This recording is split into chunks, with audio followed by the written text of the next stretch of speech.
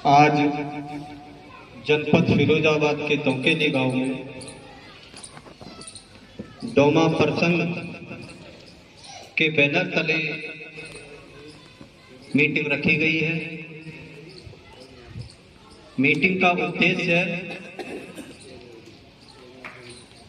कि समाज में व्याप्त तमाम प्रकार के भेदभावों को लेकर हमें संवैधानिक अधिकारों से वंचित रखा जाता है। इस देश में कुछ चालाक किस्म के लोगों ने एक सोची समझी साजिश के तहत एक जाति के आधार पर हम पर लेबल लगा दिया। उस लेबल को लेकर के हमें अधिकारों से वंचित रखा जाता है। चूंकि मैं इस डोमा प्रसंग के जो राष्ट्रीय चेयरमैन हैं डॉक्टर उदित राज जी, उनके नेतृत्व में जनपद आगरा में सक्रिय रहा हूं और वर्तमान में भी सक्रिय हूं। तो आज जो तोकेली में ये कार्यक्रम रखा गया, जिसका अथक प्रयास इस डोमा प्रसंग फिरोजाबाद के जिलाध्यक्ष भाई संजीव कुमार जी के द्वारा रखा गया है, और आज उपस्थित सभी साथियों से आशा ये रखी गई है कि हमें जो संवैधानिक अधिकार मिले हुए हैं उनको लेकर हमें क्यों वंचित रखा जाता है, वो हमें मिलना चाहिए। साथियों, देश को आजादी मिले काफी एक लंबा अरसा हो चुका है। सही मायने में अगर देखा जाए तो जो लोग इस देश में चुटकी भर चालाक लोग हैं वो आजाद हैं। उनके पास देश की बहुतायत सुख सुविधाएं हैं, और जो मुट्ठी भर लोग हैं जिनकी संख्या ज्यादा है वो चुटकी भर संसाधनों पर सीमित है। जब कहीं पर किसी चीज को लेने वाले ज्यादा होंगे और जिसके लिए हम प्रयास कर रहे हैं वो कम होगी, तो बेमनस्ता स्वाभाविक है। और यही हालात आज इस देश के हैं। प्रकृति ने तो दो ही जाति बनाई थी, महिला और पुरुष, फिर ये 6743 जातियां कहां से आ गई? ये तो शैतान किस्म के जो लोग थे, उन्होंने अपने स्वार्थ के लिए हमें इतना ताना कि जिसकी कोई सीमा नहीं है। हम भाई भाई एक दूसरे को स्वीकार नहीं कर रहे हैं। जाति के नाम पर हम पर छोटे बड़े का लेबल लगा दिया गया है।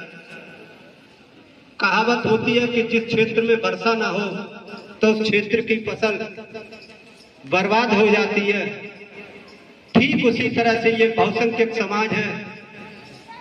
अगर इस समाज को अपने महापुरुषों का इतिहास मालूम ना होगा तो जैसा कि गोला जी ने बताया था कि हमारी संख्या अधिक होते हुए भी हम मानसिक गुलामी से ग्रसित हैं, निकल नहीं पा रहे हैं। तो अगर हमें हमारे महापुरुषों का इतिहास मालूम नहीं होगा तो मानसिक गुलामी भी दूर नहीं होगी। होता क्या है कि हम महापुरुषों को जानते हैं, उन महापुरुषों के नाम पर बड़े बड़े कार्यक्रम आयोजित करते हैं, लेकिन जश्न के रूप में करते हैं। जिस दिन किसी महापुरुष का ऐतिहासिक दिवस होता है उस दिन बड़े जोर शोर से हम उनको याद करते हैं, लेकिन हमें जश्न मनाने की जरूरत नहीं है। हमें संकल्प लेने की जरूरत है कि आज समाज में जो बहन बेटियां कपड़ा पहने बैठी हुई हैं वो किसकी बदौलत है, किसने अपनी कुर्बानी दी है? शायद मेरा मानना है कि ज्यादातर बहन बेटियों को नहीं मालूम। साउथ में नांगेली नाम की एक बहन हुआ करती थी। उस क्षेत्र में एक बड़ियर नामक ब्राह्मण राजा हुआ करता था। उसके शासन काल में बहन बेटियों को ऊपर का आधा हिस्सा शरीर का ढकने की इजाजत नहीं थी। उसी क्षेत्र में एक ऐसे वीर पैदा हुए टीपू सुल्तान, जिन्होंने उनका विरोध किया। तो उस नंगेली बहन को ऊपर शरीर ढकने का किसी को ही अधिकार नहीं था, उसी को भी नहीं था। तो उसने विरोध किया, उसने कहा कि नहीं, हम ऊपर का पहनेंगे। तो उस बड़ियर नामक राजा का एक पनिशमेंट हुआ करता था कि अगर किसी ने ऊपर का शरीर ढका तो उसे कर देना पड़ेगा। तो उस नांगेली ने अपना एक स्तनी काट करके दे दिया कि लो, ना रहेगा बांस और ना बजेगी बांसुरी।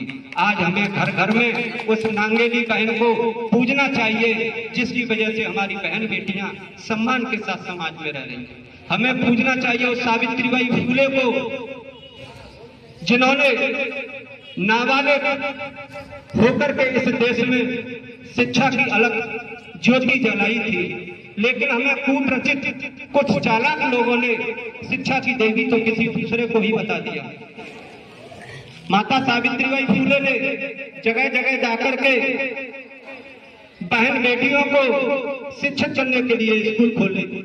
उनका साथ शेख फातिमा ने भी दिया था, जिन्होंने अपनी सारी संपत्ति बेची। शेख फातिमा के साथ साथ उनके भाई ने भी संपत्ति बेची और माता सावित्रीबाई फुले को सहयोग किया। तब आज हमें जाकर के ये शिक्षा का माहौल देखने को मिला। तो कहने का उद्देश्य और निवेदन यही है कि कार्यक्रम कोई भी हो, उस कार्यक्रम की गहराई में जाइए, क्योंकि ऊपर वाला कहीं नहीं है। ऊपर वाला तो हमारा सिर होता है, और जिसका यही खराब है तो उसका पूरा सिस्टम ही खराब है। सोचने की जरूरत है कि आखिर ये कार्यक्रम क्यों आयोजित किए जाते हैं, इन कार्यक्रमों से हमें क्या संकल्प लेना चाहिए। तो डॉक्टर उदित राज, जो कि IRS इस देश में एक सर्वोच्च प्रशासनिक व्यवस्था है, उसके अधिकारी थे। जब उन्होंने महापुरुषों को जाना, परखा, पढ़ा, जैसा कि हमारे पास में ही कानपुर में एक झिंझक क्षेत्र में पेरियार लल्लई सिंह यादव हुआ करते थे। उस समय उस क्षेत्र में जाति के नाम पर हमें हजारों जगह तोड़ा गया। ऐसी जातियों में खुशियां मनाने का कोई अधिकार नहीं था। तो पेरियार लल्लई सिंह यादव, जो कि पढ़े लिखे परिवार से ताल्लुक रखते थे, शायद उनके पिताजी ग्राम प्रधान भी हुआ करते थे, उन्होंने उस क्षेत्र में ऐलान कराया कि जो लोग अपने को छोटा समझते हैं, जो लोग अपने को छोटी जाति का समझते हैं, जो अपने घर में भी खुशियां नहीं मना सकते, तो आज से खुशियां मनाएं। ऐसे पेरियार सिंह लल्लई सिंह यादव को हमें बार बार कोट और सुबह उठते ही सलाम करना चाहिए कि इस व्यवस्था से मुक्ति दिलाने में उनका बहुत बड़ा योगदान रहा था। तो साथियों, डॉक्टर उदित राज ने देखा कि इस देश में कुत्ता बिल्ली को सम्मान मिल सकता है, लेकिन जाति के नाम पर हमको सम्मान नहीं मिल सकता। उन्होंने महापुरुषों से प्रेरणा ली, जिनका इतिहास भरा पड़ा है। अगर बताया जाए तो समय कम पड़ जाएगा, चूंकि हमें भी आगरा जाना है, मौसम भी खराब हो सकता है। और ये कार्यक्रम संजीव जी से सोशल मीडिया के माध्यम से हम लोग संपर्क में आए, एक दूसरे के इन्होंने आग्रह किया और हम पर रुका नहीं गया। कसूर हमारा ये रहा कि हमने धोखे से महापुरुषों को पढ़ लिया। ऐसा नहीं है कि हमने महापुरुषों को 100% पढ़ लिया। 100% तो महापुरुषों को हम ताउम्र नहीं पढ़ पाएंगे। हमने मात्र धोखे से थोड़ा सा पढ़ लिया है। वही पीड़ा हमारे शरीर में हर समय रहती है और 24 घंटा रहती है, और वो पीड़ा ऐसी रहती है कि चैन नहीं पड़ता। हम पर रुका नहीं गया। और 72 साल की उम्र में हमारे सीनियर साथी हैं श्याम बाबू भारती, जो कि आज भी साइकिल पर चल करके समाज को जागरूक करते हैं। 72 साल की उम्र में ये बोले कि चलिए गौतम जी हम चलते हैं दौकेली में, साथियों से रूबरू होते हैं। तो डॉक्टर उदित राज ने उस व्यवस्था के खिलाफ आज से नहीं 10 साल पहले, जब इस देश में पहली बार प्राइम मिनिस्टर वाजपेयी जी बने थे, शायद 2001 की बात है, उस समय उन्होंने आह्वान किया था दिल्ली में रह करके कि हम काफी लोगों को एक मानव बनाने के लिए एक मुहिम चलाते हैं। और उन्होंने शायद 10 लाख लोगों को बौद्ध दीक्षा दिलाई थी। साथियों, वही उदित राज जिन्होंने पहले अनुसूचित जाति जनजाति अखिल भारतीय संगठनों का प्रसंग ये नाम हुआ करता था, जिस समय में सक्रिय था उनके साथ, तो उन्होंने काफी सांसद न होकर के देश की पार्लियामेंट में तमाम हमारे हक और अधिकारों को लेकर के बदलाव भी कराए थे, जिन्हें सोशल मीडिया पर आराम से देखा जा सकता है कि डॉक्टर उदित राज कौन थे। वही उदित राज आगे चलकर डोमा प्रसंग बनाया, क्योंकि पीड़ा उन्हें भी रहती है। कहते हैं कि लोकतंत्र में मत हो जिसकी सत्ता उसकी होती है, लेकिन यहाँ तो बिल्कुल उल्टा हो रहा है। लोकतंत्र में मत हमारे हैं ज्यादा, फिर भी हमारी मैया ही रो रही है। तो डॉक्टर उदित राज ने उस प्रसंग के माध्यम से डॉक्टर उदित राज के साथ साथ तमाम अनगिनत महापुरुषों ने भी आह्वान किया था कि साथियों, लोकतंत्र में व्यवस्था बदलने के लिए सत्ता पर काबिज होना जरूरी है। अच्छे हर जाति में होते हैं, और अधिकार की बात करेगा तो हमारा नेतृत्व करेगा और हमें उसे नेतृत्व करने का मौका भी देना चाहिए। हमें जाति के आधार पर अपना वोट नहीं दे देना चाहिए। कहा गया तक था कि वोट और बेटी किसी समझदार को दिया जाता है, लेकिन हम तो वोट और बेटी देने में ही गलती कर जाते हैं। उस गलती पर आंख मंथन करने की जरूरत है। आज इस डोमा प्रसंग की जो मीटिंग हो रही है, यहाँ से संकल्प लेके जाएं कि आखिर संजीव जी की पीड़ा क्या है। जश्न के रूप में ना लें, जश्न के रूप में ना लें कि हमें पदाधिकारी बन जाए या बन गए, या कार्यक्रम करेंगे या बोलने का मौका मिले या न मिले, या माला डालने का मौका मिले या न मिले।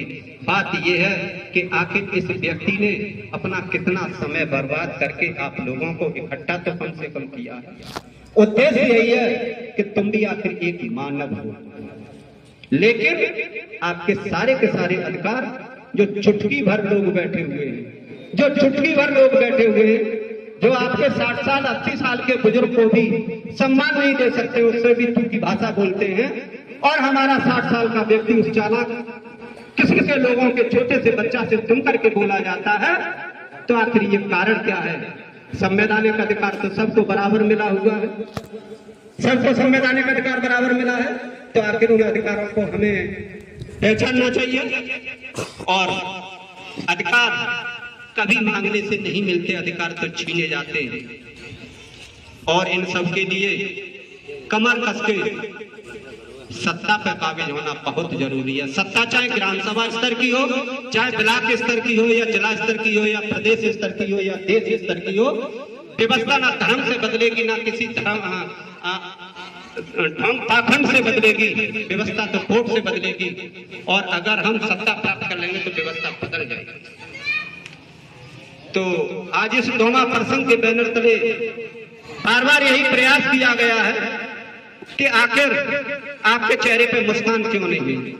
मुस्कान तो इसीलिए नहीं है कि हमारे अधिकारी नहीं हमें मिल रहे हैं। जिसकी जो समस्या है वो संजीव जी को बताएं। डोमा प्रसंग के बैनर तले ये भरसक प्रयास करेंगे, क्योंकि इनका जो डोमा प्रसंग है उसका इतिहास भरा पड़ा है संघर्षों से लेकर के। हर वर्ष देश की यहाँ पार्लियामेंट दिल्ली है, वह लाखों की तादाद में भीड़ जुटती रही है। तो आपकी जो भी मूलभूत समस्या है उसे बताएं। कांग्रेस की सरकार में एक अच्छा अधिकार दे दिया था, आरटीआई सूचना का अधिकार, लेकिन हम ज्यादातर शायद मेरा मानना है कि 95% ध्यान नहीं देते हैं, और न जानकारी है। अगर जानकारी हो तो एक आम आदमी को हमेशा भ्रष्टाचार संलिप्त हो रहा है या होने की संभावना है, तो उसमें तमाम ऐसे बिंदु है कि हम हर विभाग का निरीक्षण कर सकते हैं कि आखिर हमारे अधिकारों के लिए क्या कार्य योजना तैयार की गई और ये अधिकार हमें क्यों नहीं मिल रहे हैं। वो सूचना का अधिकार की धारा 1 होती है, उससे एक आम आदमी ज्यादातर ऑफिसों का और विकास कार्यों का भौतिक सत्यापन कर सकता है। मैं उस आरटीआई का आगरा में टास्क फोर्स का जिलाध्यक्ष रहा। मैंने उस समय तमाम जेलों का, तमाम ब्लॉकों का निरीक्षण किया, वाटर वर्क्स का भी निरीक्षण किया। मुझे मौका मिला नारी निकेतन महिला जेल का मौका करने का, तो अगर आपको जानकारी होगी तब मालूम पड़ेगा कि जो ये मठाधीश हैं चुटकी भर हमसे या हमारे समाज का हद दर्जे से शोषण करते हैं, तो उस महिला जेल में मैंने काउंटिंग की मौके पर जाकर के, तो महिलाएं तो कुछ नहीं और रजिस्टर में कुछ और ही था। तो ये ऐसा क्यों हुआ? मैंने केंद्रीय कारागार का भी निरीक्षण किया, जिला जेल का भी निरीक्षण किया, ब्लॉकों का भी निरीक्षण किया, तमाम चीजों का किया। दूसरा, हमें सरकार की क्या कार्य योजना है? आरटीआई की धारा 1(6) के तहत हम सूचना मांग सकते हैं, लेकिन जो चालाक किस्म के लोग बैठे हैं, जो कुंडली मारे बैठे हैं, जो भ्रष्टाचार में संलिप्त हैं, वो इतनी आसानी से हमें आगे नहीं बढ़ने देते हैं। आसानी से हम तभी बढ़ पाएंगे जब हमें डीपली उस मामले में जानकारी होगी। तो ये तमाम ऐसी चीजें कि अगर आप चाहें तो दोके जी को काफी आगे तक ले जा सकते हैं। हमें ये भावना निकाल देनी चाहिए कि हम फलानी जाति से ताल्लुक रखते हैं या फलानी जाति से ताल्लुक रखते हैं या हम फलानी पार्टी के अंधभक्त हैं। नहीं, हमारी जो आवश्यकताएं जो पूरी होगी, दूर होगी, अमन चैन होगा, शांति होगी, हम उससे भाईचारा बनाएंगे। तो साथियों, मेरा आपसे निवेदन है कि आज के कार्यक्रम से थोड़ा संकल्प लेकर के जाएं, जश्न के रूप में ना देखें। एक ये मीटिंग हुई, ऐसी मीटिंग है तो आए दिन होती है और होती भी रहेगी। संकल्प लें, आगे पीछे भी परामर्श में रहें, किसी भी विषय बिंदु को लेकर के डिस्कस करें। और लास्ट में हम लोगों ने 2017 में एक पेपर खड़ा किया आगरा से। पेपर को खड़ा करने का ये मकसद नहीं था हमारा, और ना है कि हम घर घर अखबार भेजेंगे। पेपर खड़ा करने का मकसद एक है कि शासन प्रशासन के सामने इस बहुसंख्यक समाज की आवाज को तो उठाएंगे।